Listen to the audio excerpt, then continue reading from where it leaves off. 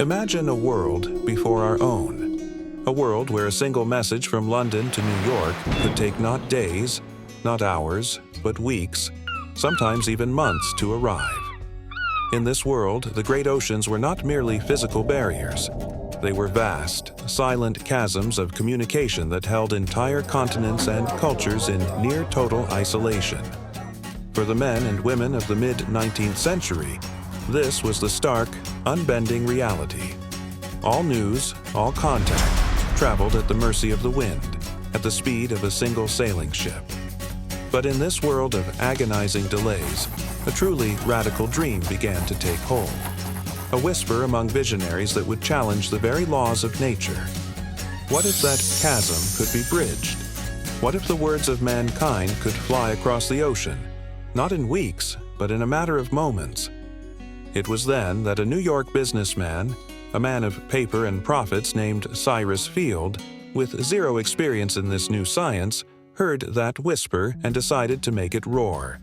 He saw not just a challenge of nuts and bolts and wire, but a profound human need, the desperate, universal yearning to connect.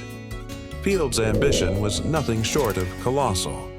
He proposed to lay a single telegraph cable across the vast, unknown floor of the Atlantic Ocean. The challenges were so monumental they bordered on fantasy. No one had ever created a cable of such staggering length. The technology was primitive, a fragile defense against the immense corrosive power of the deep. The press and the public openly mocked the project, calling it a fool's errand. But Field possessed an unshakable, stubborn refusal to accept the impossible. The first attempt in the year 1857 was a brutal lesson in humility, led by the warships USS Niagara and HMS Agamemnon. The world watched as the cable spooled out, but the ocean is a cruel master. The fragile thread, straining against the unseen forces below, suddenly snapped. Hope turned to bitter despair.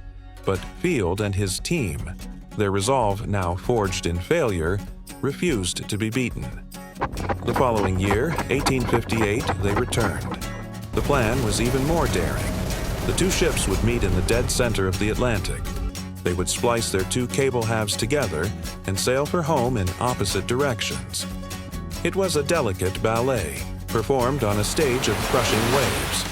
Once more, the cable broke, and then it broke again. The crews, pushed beyond endurance, were at the breaking point. There were moments of sheer terror, of near mutiny, but they persisted. And then, on August 5th, 1858, against all odds, a miracle. The connection was made. The world erupted. Cities threw massive parades. For the first time, a message crossed the ocean in mere minutes. Queen Victoria of Great Britain sent her congratulations to American President James Buchanan. A new age had dawned, but the celebration would be tragically, cruelly, short-lived. After just 3 weeks, the signals grew faint. Then they vanished completely. The cable was dead.